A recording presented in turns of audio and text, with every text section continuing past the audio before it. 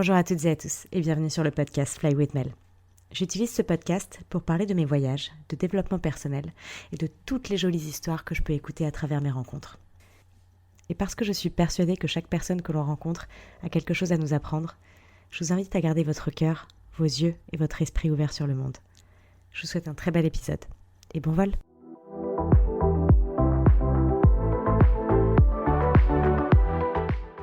Bonjour à toutes et à tous. Alors aujourd'hui, c'est le dernier jour à Bali, mon voyage en solitaire. Et j'avais envie de vous faire un dernier petit podcast juste pour vous faire un retour sur expérience tant que je suis encore là, tant que c'est encore chaud.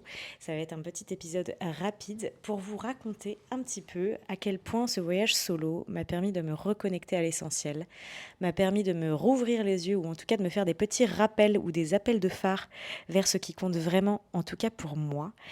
Et du coup, de me montrer que j'ai besoin de ces moments de calme et de solitude, oui, mais pour un temps seulement. Parce que finalement, voyager seul, ça m'a... Voilà, ça m'a montré que la solitude, c'est quelque chose dont j'ai besoin pour me recharger, mais pas trop longtemps non plus, parce que moi, j'ai besoin des connexions et les connexions à l'autre, aux hommes, aux humains, aux hommes, aux femmes, hein, je parle en général. C'est quelque chose qui est très très important pour moi et qui est essentiel à mon bien-être. Et je pense que c'est un peu généralisé. Je pense que nous, les humains, nous sommes faits pour être en tribu, en communauté. On le voit bien, je ne sais pas si vous connaissez un petit peu les zones bleues, par exemple, les 5 zones bleues, qui sont des endroits dans le monde où les gens vivent jusqu'à plus de 100 ans, donc notamment au Japon, à Okinawa. Et en fait, on le dit bien que ces communautés-là, une des particularités de ces communautés qui fait qu'ils vivent si longtemps, ces gens-là, eh bien, c'est parce qu'ils sont en communauté constamment. Ils sont jamais seuls, ils sont toujours entourés, ils sont toujours soit avec le voisin, soit avec la voisine, à faire des choses, à faire des choses, à jouer, en fait, à garder des liens. Voilà, ils sont pas seuls. Et le fait de ne pas être seul, ça les tient en vie parce que ça les tient du coup stimulés intellectuellement. Et puis, il y a l'énergie de l'amour, je pense aussi. Qui est importante, le fait qu'on se sent aimé, on se sent entouré, on se sent pas seul, etc., etc. Voilà. Du coup, j'ai envie de vous refaire un petit retour sur toute cette expérience en rapide. Si vous avez écouté les 2 petits épisodes précédents sur Bali, où je vous racontais un petit peu ce qui se passait pour moi dès le début, les premiers jours, j'avais vraiment besoin de calme, de me recharger et j'arrivais pas à parler. Voilà, j'avais besoin vraiment de recentrer toute mon attention et mon énergie sur moi. Ça peut paraître un peu égocentrique de dire ça comme ça, mais je pense que pour une personne qui donne énormément à l'extérieur, et certainement que vous allez vous retrouver dans ces mots, vous savez, quand vous donnez beaucoup, que vous soyez n'importe quel métier que vous faites, ou peut-être que vous êtes de nature à être une personne très généreuse, ou en tout cas à donner beaucoup à l'extérieur. Et moi, je sais qu'en tant que coach, notamment, on donne beaucoup d'énergie, on est beaucoup dans l'écoute, on est beaucoup dans l'attention. Et même pas qu'en tant que coach, dans la vie en général, je sais que je suis beaucoup tournée vers l'autre parce que c'est quelque chose qui me plaît, qui me fait du bien, qui me donne de l'énergie autant qu'elle m'en prend. Et du coup, c'est pour ça que j'avais besoin d'être un petit peu dans le calme dans ces premiers jours à Bali où je me suis vraiment retrouvée avec moi-même dans le silence et à apprécier les choses pour moi et à faire tout ce que j'avais envie de faire. Les bienfaits des moments en solitaire, c'est qu'il y en a plusieurs, notamment, du coup, il n'y a pas besoin de parler, donc pas besoin de trop donner d'énergie, pas besoin de plaire aux autres aussi. On est vraiment recentré sur soi, donc on peut juste être nous-mêmes. Et ça, déjà, c'est déjà moins d'énergie à donner, parce que je peux vous dire que au jour le jour, on ne se rend pas toujours compte, mais quand on veut faire tout le temps les choses bien, on veut rentrer dans le moule, on va à tel ou tel endroit, il faut s'habiller d'une certaine manière. Donc ça prend de l'énergie, tout ça, du coup, de s'apprêter, de plaire, de faire attention à soi, de ci, de ça. Ça ne veut pas dire que quand on est en solitaire, il ne faut pas faire attention à soi, mais en fait, on fait attention à soi différemment. Prendre soin de soi, c'est pas simplement la carapace extérieure qu'on montre au monde. Prendre soin de soi, ça commence par l'intérieur, par ce qui se passe dans son cœur, dans son corps, par comment on se sent dans sa tête, ce qu'on se raconte, ce qu'on se dit tous les jours. C'est de là que part toute notre énergie. Et du coup, les bienfaits des moments en solitaire, c'est aussi pouvoir se recentrer, écouter ses envies, faire ce qu'on veut pour soi, se lever à l'heure qu'on veut, manger ce qu'on veut, aller à droite si on veut aller à droite. C'est vraiment écouter ses envies à soi sans avoir à écouter qui que ce soit et à suivre qui que ce soit. Et ça fait un bien fou. Un autre aspect aussi, c'est qu'on peut ralentir parce qu'on peut aller à son rythme. D'ailleurs, on peut aussi accélérer si on préfère, hein, mais en tout cas, on va à son propre rythme et en général, on ralentit parce que justement, on n'est plus dans l'aspect, aller au même rythme que quelqu'un d'autre, suivre le pas, suivre le moule, suivre le truc, suivre le mouvement. Vous savez, on est dans une société où on est conditionné à tout le temps faire plus, montrer plus, construire plus, toujours le plus, plus, plus. Et du coup, on a l'impression presque que si on ralentit et qu'on lève un peu le pied, bah, on va être derrière les autres et qu'on va être à la traîne. Ce qui est d'ailleurs totalement faux. La plupart du temps, d'ailleurs, ceux qui ralentissent sont ceux qui sont le plus chill, en fait, dans cette vie, où personne ne nous demande finalement d'être complètement stressé et de faire les choses d'une façon en accéléré. On peut aussi être totalement chill et apprécier sa vie et avoir une vie très très belle d'ailleurs. Mais c'est vrai que quand on aime avoir les vies en accéléré, euh, et qu'on aime accomplir des choses pour se sentir, je sais pas, vivante ou qu'on ait des objectifs, c'est très bien aussi. Mais l'acceptation de ralentir de temps en temps, ça permet de pouvoir se recharger, se recentrer sur notre focus pour ensuite revenir de plus belle et de bon pied. Et je pense que ralentir, ça ne devrait pas être une seule fois par an. En fait, je pense que vraiment ralentir, ça doit être beaucoup plus souvent. Peut-être même une fois par semaine où on se prend des moments pour ralentir. Moi, je sais que tous les matins, quand je me lève à 5 heures, ça fait très cliché quand je dis ça comme ça, j'aime pas. Mais quand je me lève plus tôt que la normale le matin, c'est parce que j'ai besoin d'une heure pour moi où je ralentis. C'est vraiment une heure où je prends mon temps. Je me lève à mon rythme, je fais mes petits trucs pour moi, je m'assois dans le canapé en train de boire mon café ou enfin en fait je prends mon temps quoi et ça fait un bien fou. Voilà. Donc tous ces trucs un petit peu de bienfaits, des moments solitaires, voilà, il y a plein d'autres choses. On se ressource très profondément, on retrouve sa propre paix intérieure, on a une sensation d'espace mental et émotionnel. On a de la place, quoi. On a de la place mentalement, on a de la place avec nos émotions, on les accepte, on les écoute, on a de la place, on a de l'espace parce que en fait, on s'écoute soi. On n'est pas en train d'écouter X, Y, Z et les émotions des autres et reprendre les émotions des autres sur soi.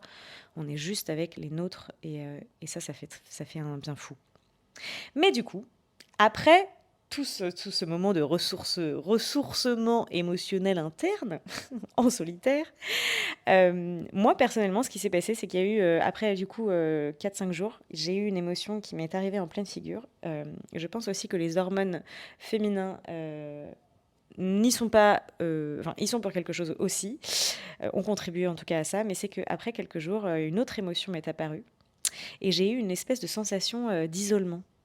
Comme un vide à l'intérieur du bide, vraiment, une espèce de manque, une espèce de sentiment je me suis sentie seule. Ouais, d'un coup, je me suis sentie vraiment, vraiment seule. Et, et en fait, je me suis demandé, mais attends, mais qu'est-ce qui se passe là? Parce que tu vis ta meilleure vie, tu es à Bali, tu fais des massages, tu fais ton sport, tu prends soin de toi, tu lis, tu fais des podcasts, enfin, tu fais ce que tu veux en fait. Et malgré le fait que j'avais tout ce qu'il me fallait, mais à l'intérieur, je me sentais vide d'un coup comme ça. Et je sais très bien d'où il vient ce vide. Je sais que moi, j'aime beaucoup être en communauté, j'aime être entourée, j'aime avoir des gens autour de moi, des connexions profondes, connecter avec l'autre, aller vraiment euh, ouais, les connexions humaines, en fait, c'est super important pour moi. Et là, j'avais pas ça. Parce que pendant les premiers jours, j'avais besoin de me ressourcer. Et du coup, j'ai pas parlé à grand monde, déjà.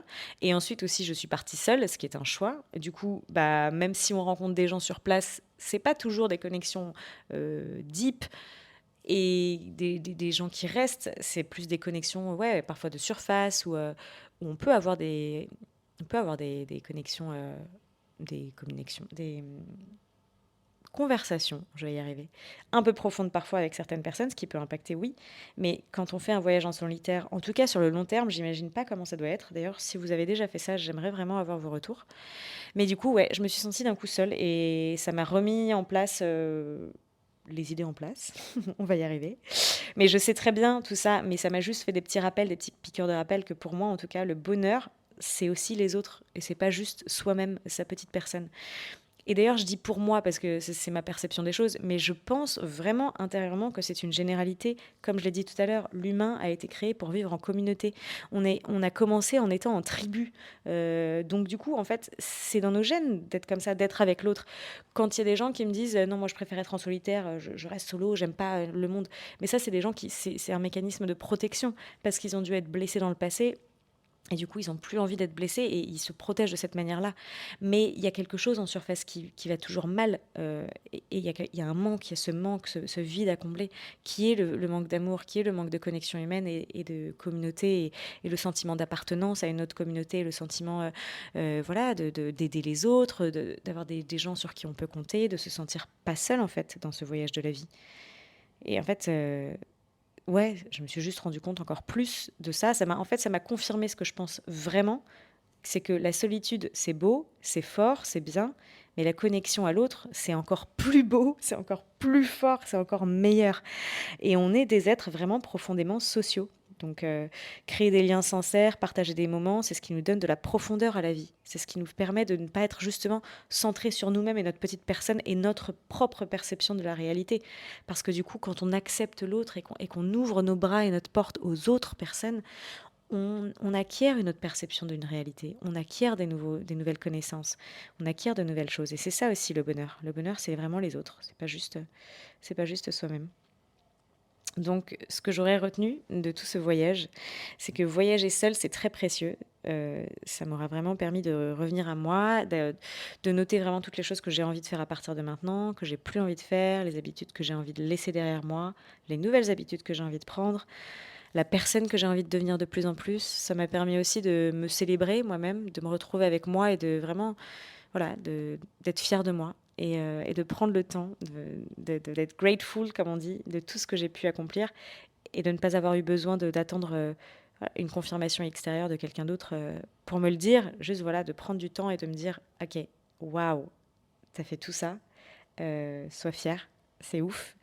Voilà, j'avais besoin d'être seule pour me rendre compte et c'était très précieux d'être seule au début. Mais du coup, ne pas oublier ensuite de revenir à ce qui est essentiel et notamment pour moi et encore une fois pour tout le monde, je pense vraiment. J'ai pas envie de vous imposer une pensée, mais de revenir aux connexions humaines et aux connexions à l'autre parce que je pense que quand on se nourrit de la solitude, c'est pour mieux aimer les liens après. En tout cas, c'est vraiment ce que moi j'ai eu pendant ce voyage, c'est que je me suis vraiment nourrie de cette solitude au début, j'ai rechargé mes batteries comme il fallait, mais ça m'a donné envie d'encore plus apprécier les gens que j'aime autour de moi, ma famille, mes amis, les gens qui sont vraiment importants. J'ai vraiment eu beaucoup de pensées pour énormément de personnes, beaucoup de gratitude, beaucoup de reconnaissance, énormément d'envie de prendre soin d'eux, de créer des memories, de créer plein de liens encore plus beaux, de faire encore plus de choses et juste comme un rappel de vivre vraiment le moment présent avec les gens que j'aime, de partager des moments parce que créer plein de choses et accomplir la vie qu'on veut et comme on dit dans cette société, la vie à succès, oui c'est bien d'avoir je sais pas comment on dit ça, son petit filet de sécurité et d'être sûr qu'on va quelque part. Mais je peux vous garantir que si vous y allez seul, vous ressentirez toujours un vide à l'intérieur. Alors que cultiver les relations humaines, ça n'a pas de prix et c'est un succès en soi. Je peux, enfin, vous le verrez, essayez vous-même. Vous verrez que quand vous passez des bons moments avec les gens que vous aimez, mais vous êtes tellement rechargé, vous vous sentez invincible et vous pouvez tout faire en fait. Et c'est ça la vie. C'est se connecter à l'autre, c'est grandir avec l'autre, c'est avancer ensemble et voilà. D'ailleurs, on le dit souvent qu'il y a énormément de gens qui sont. J'aime bien ce cliché parce que j'y crois beaucoup, parce que j'ai été confrontée ou entourée de gens qui sont très riches ou qui ont énormément d'argent et qui ont créé leur succès un peu seuls, en se fermant aux autres souvent, et qui se sentent énormément seuls et vides, alors qu'ils ont tout pour créer une vie comme ils veulent, quoi. Mais c'est là où on se rend compte encore plus que le matériel, c'est bien beau 2 minutes, mais c'est pas ça qui va combler, l'énergie, de l'amour. Pas du tout. Le matériel n'a pas d'énergie d'ailleurs, aucune et en général, c'est très éphémère en plus. Ça nous comble 2 minutes, et après voilà. Alors que les amitiés, c'est quelque chose qui se crée, qui se construit, qui c'est il y a rien qui est jamais acquis, c'est toujours, heu, ouais voilà, c'est à nous de faire des efforts, c'est à l'autre de faire des efforts. Il y a des choses qui on grandit ensemble et voilà. J'ai l'impression que je radote un petit peu dans tous les sens, mais en fait, j'ai tellement de choses à vous dire sur ça et j'ai tellement d'amour, une boule d'amour là qui est au-dessus, qui est dans mon cœur là, qui a envie de sortir tellement ce voyage m'aurait vraiment ouais, remis en lumière les choses qui sont tellement, tellement, tellement importantes pour moi. Donc voilà. C'est peut-être une invitation pour vous aussi de cultiver votre communauté, votre tribu, de prendre soin des relations qui sont importantes pour vous, autour de vous, et puis de prendre soin de vous, tout simplement. Je vous souhaite une très belle journée, très belle soirée, très belle ce que vous voulez, très beau moment. J'espère que vous aurez apprécié cet épisode, que ça vous aura donné envie de partir voyager un peu seul pour vous retrouver, mais surtout aussi de revenir et pour cultiver vos relations humaines et vos connexions à l'autre. Et si vous n'avez pas l'occasion de partir seul ou que ça vous fait encore un petit peu peur de sauter le pas, je vous invite en tout cas à vraiment, vraiment, vraiment vous tourner vers les personnes qui vous entourent, qui sont importantes pour vous, de leur faire ressentir et de créer plein de connexions encore plus et des moments de vie et de prendre le temps de vivre ça avec les gens qui vous entourent et que vous aimez. Parce que ça, les gens ne sont pas éternels, le temps n'est pas éternel et votre succès, il viendra toujours avec les gens qui vous entourent. Voilà, c'est ça finalement, en tout cas pour moi, la définition du succès à l'intérieur, c'est vraiment le bonheur, le sentiment d'être heureux, le sentiment de se sentir aimé, d'être aimé, de partager. Voilà, je pourrais continuer encore longtemps ce podcast, je pense, mais je vais vous dire que tout le temps la même chose. Alors voilà, je vous invite à sortir et aller aimer, apprécier les gens que vous appréciez. Dites-leur, criez-leur, prenez le temps de passer du bon temps avec les gens que vous aimez. À bientôt! Si vous avez aimé cet épisode, n'hésitez pas à le partager avec quelqu'un qui aurait besoin d'entendre ces mots. Vous pouvez également me donner un énorme coup de pouce en vous abonnant à ma chaîne ou en laissant un commentaire sous ce podcast. Je suis super ouverte au retour et ça m'aide vraiment beaucoup d'avoir vos feedbacks. Ça me permettra d'améliorer cette chaîne et de faire grandir encore plus ce podcast au maximum. Et puis si vous avez envie d'en découvrir un petit peu plus sur mon travail, n'hésitez pas à suivre mon compte Instagram FlyWithMel. Et moi je vous dis à bientôt pour un nouvel épisode.